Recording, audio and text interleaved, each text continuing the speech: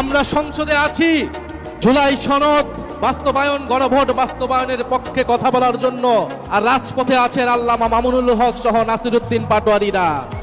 জুলাই বিপ্লবের আকাঙ্ক্ষা জন্যই বাস্তবায়ন করতে চাই, কারণ জুলাই বিপ্লব 1905 সালের বঙ্গভঙ্গকে ধারণ করে, জুলাই বিপ্লব 1921 সালের ঢাকা বিশ্ববিদ্যালয় প্রতিষ্ঠার ঐতিহাসিক প্রেক্ষাপটকে ধারণ করে, জুলাই বিপ্লব 1947 সালে বাংলাদেশের স্বাধীন জাতিসত্তা গঠনের অভিপ্রায়কে ধারণ করে, জুলাই বিপ্লব 71-এর মুক্তিযুদ্ধকে ধারণ করে, জুলাই বিপ্লব 2013 সালের প্লট চেতনাকে ধারণ করে, জুলাই বিপ্লব 2024 সালের ছাত্র জনতার বৈষম্য বিরোধী আন্দোলনকে ধারণ করে।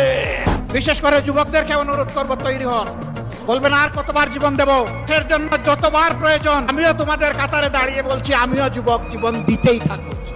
বিড়ালের মতো বাঁচতে চাই না, কত বছর, হাজার বছর, সিংহের মতো বাঁচতে চাই 1 সেকেন্ড। এর মাঝে আর কোনো কম্প্রোমাইজ হবে না ইনশাআল্লাহ। আধিপত্যবাদের কোনো ষড়যন্ত্র বরদাস্ত করা হবে না, সব কিছুকে ছিন্ন ভিন্ন করে দেওয়া হবে ইনশাআল্লাহ। ছাত্রের জায়গায় ছাত্র আছে, লীগের জায়গায় দল হয়ে গেছে। যুবর জায়গায় যুব ঠিকই আছে, লীগের জায়গায় দল হয়ে গেছে।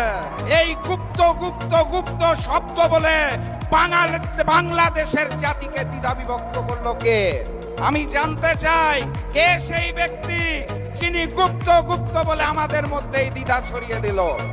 ইনশাআল্লাহ আমরা একত্রে আছি। যদি সময় মতো দাবি আদায় না হয়, সংসদ এবং রাজপথ একাকার হয়ে যাবে। তাই আমরা ক্ষমতার জন্য আমরা জাতীয় সংসদে যাই নাই। এরকম ক্ষমতা তো আমাদের পূর্বপুরুষের ছিল। আমরা এরকম ক্ষমতার মসনদে বসার জন্য, আমরা ক্ষমতার মসনদে বসার জন্য জাতীয় সংসদে যাইনি। আমরা এদেশের মানুষের কণ্ঠ হয়ে কথা বলার জন্য জাতীয় সংসদে গিয়েছি। এজন্য যতদিন আমাদের কথাগুলো যতদিন রায় না হবে, আমাদের দাবিগুলো যতদিন পূরণ করা না হবে, আমাদের আন্দোলন চলতে থাকবে। আমরা হুঁশিয়ার করছি, আমরা সাবধান করছি, আমরা দীপ্ত কণ্ঠে ঘোষণা করছি, যেই জমিনে শহীদদের রক্ত ঝরেছে সেই জমিনে ইনসাফ কায়েম হবে ইনশাআল্লাহ। আর যারা শহীদদের সাথে গাদ্দারি করবে, শহীদদের সাথে যারা প্রতারণা করবে, তারা ধুলোর সাথে মিশে যাবে।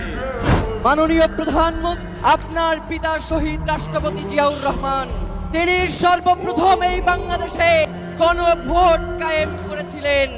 আজকে আত্মাচারণ করছেন, আপনারা শুধুমাত্র গণভোটের বিরুদ্ধাচারণ করছেন না, মূলত বিএনপির জন্ম যেই গণভোটের মধ্য দিয়ে, আপনারা তো নিজেদের জন্মকে অস্বীকার করছেন। আল্লামা মামুনুল হককে তারা ভয় পায় বলেই পার্লামেন্টে ঢুকতে দেয় না।